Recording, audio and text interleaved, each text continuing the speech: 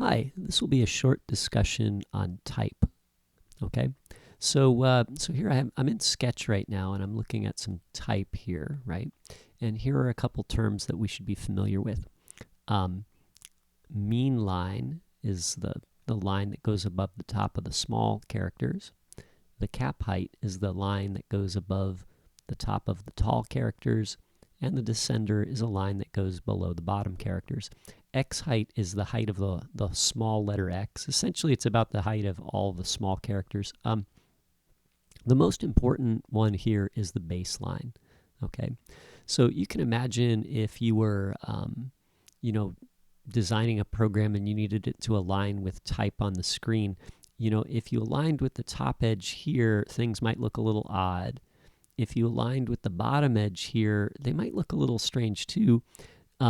Typically the type rests on the baseline, and that's kind of where you want other elements on the screen to align when they're going to align with your type, okay? So that's probably the most important one. You'll notice in Xcode they actually have an option to align on the baseline, okay? You'll see that in places, and this is what they're talking about. Okay, so next item. Let's talk about web fonts, okay? So when you're using CSS and you're setting the font family property, okay, you can set it to any font name, and you can actually include what they call a font stack. And the font stack is a list of fonts that will be used, right? So essentially what we're saying here with this first one is that this font family should be Arial. And if the font Arial is not available, then use Helvetica Neue instead. And if Helvetica Neue isn't available, use Helvetica. And if Helvetica isn't available, use Sans-Serif. Now, Sans-Serif is actually not a font, but it just tells the system to use the default Sans-Serif font. Okay? We'll get into what Sans-Serif is in a minute. And this is the same thing. So, if you were going to do a serif font, these are all sans-serifs, and this is a serif font set, right?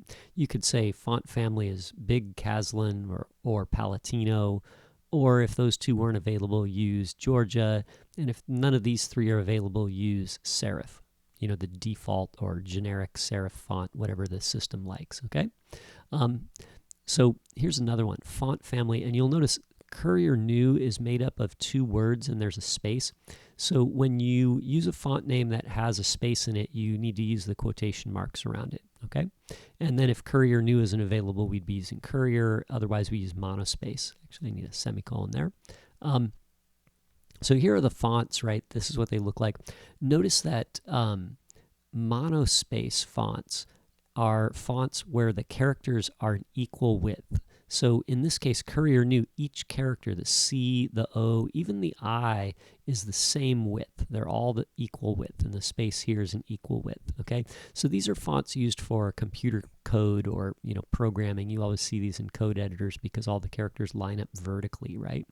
Okay, so let's talk about the difference between serif and sans-serif fonts. Okay, so first of all, we need to know what a serif is, okay? So a serif is these little like tails or little details that go on the edge of the font. So this is a serif up here. This little thing right there is a serif. These are serifs down here at the bottom, right? That's a serif right there. So the fonts that have this extra little bits of detail, those are, serif fonts, and fonts that don't have these are sans-serif or, without serif, right? Okay. Let's take a look and compare the two, right? So in the first list here, you can see these fonts are all serifs, right? Because they all have these little extra details, right? So here's Dido, American Typewriter, Baskerville, Georgia, right? And these fonts down here are all sans-serif, okay? So typically, the serif fonts are stuff that you'll see in print. And I guess people used to argue that these were a little more legible, but I think nowadays it's sort of agreed upon that the sans-serifs are a little easier to read, especially on the computer screen, okay? So generally for smaller type and type that you want people to be really, really clear and real legible, you want to use a sans-serif, okay?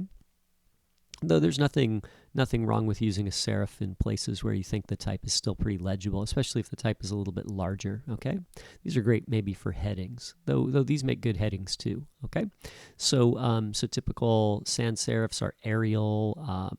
I should have put Verdana on here as a sans serif, right? Here's Helvetica New, right? And typical serif fonts are, you know, Baskerville and Times, right? Okay. So anyway, so there's some notes on typography. Okay.